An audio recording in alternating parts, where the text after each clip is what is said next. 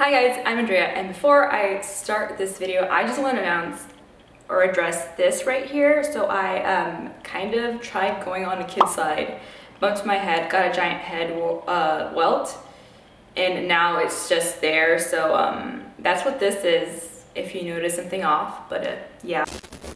I am so excited to finally announce my very first readathon that I'm co-hosting. What? It's crazy to me. Okay, so this readathon is co-hosted by me, by Yogi with a Book, aka Jocelyn, Bookie, Charm, aka Priscilla, and Book Cave, aka Yvette. And I'm so happy to be working with this amazing group of ladies to host our very first Latinx-A-Thon. Yes. So what is Latinx-A-Thon? Latinx-A-Thon is a week-long booktube readathon that is going to be hosted from September 22nd to September 29th, 2018. So what is Latinx-A-Thon, or what is Latinx?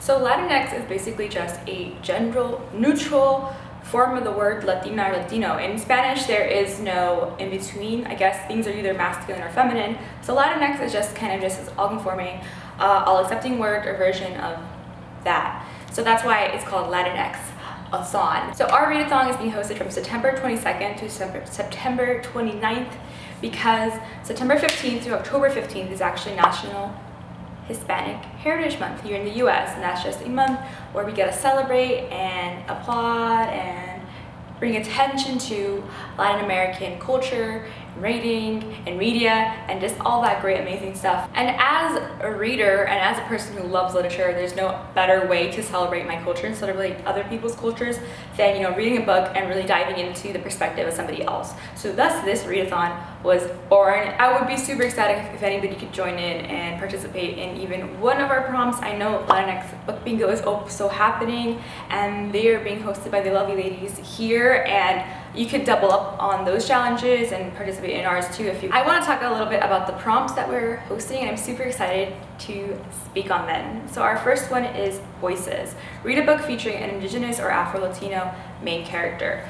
So in Latin America, colorism is a giant thing. I know I'm pretty light passing, I'm pretty white passing, but people like my mom, a lot of people in my family are darker, and they've experienced severe colorism, you know, living in Mexico. I know my mom, she used to tell me stories of like taking really long showers because she was trying to wash the brown away from her skin, and that she would like powder herself with like rice powder to make herself look more pale. Number two, pride. Read a book featuring a queer Latinx main character or written by a queer Latinx author. Queer people are very ostracized in the community, so it's important to, you know, read books about queer people in Latin America. Number three, roots. Read a translated book or a book featuring more than one language.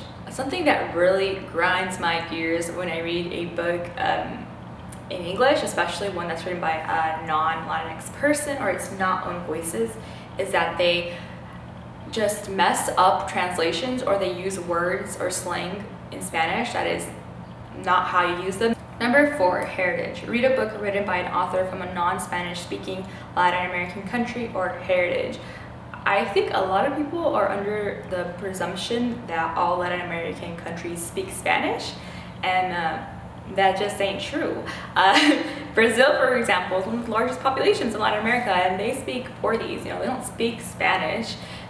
Haiti and like other countries in the islands are also Latin America, and they don't speak Spanish. They speak like French, you know. So it's kind of a way to educate people that not all Latinos or Latinx people are Spanish speakers. Number five, Latinidad. Read the group book, which is Itza by Rios de la Luz, and I'm super excited because I just got this book in the mail, and I'm just going to read the synopsis that is on Amazon because I want to save this book until the readathon. This book examines the lives of a small family of water witches living near the US-Mexico border, exploring issues of race and trauma along with beauty and magic. Itza is a powerful reclamation of body and identity. I'm super fucking excited to read this book. It sounds amazing. Rios is really active on Twitter, so follow her. I know she has a GoFundMe right now because she's trying to teach a workshop, I believe, and hopefully this video will go up before her GoFundMe like closes ends. Any book really counts. It could be graphic novel, poetry, nonfiction, whatever, anything that you can find on Goodreads. Basically, I'm going to be leaving a bunch of other links to everybody else's channels down below and individual Twitters.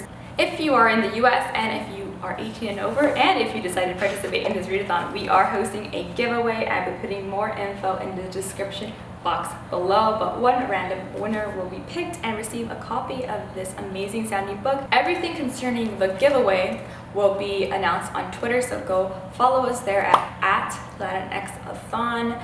We'll be posting a lot of cool graphics on the. Stay tuned for our recommendation and TBR videos that will be coming up very, very shortly. See you next time. Bye.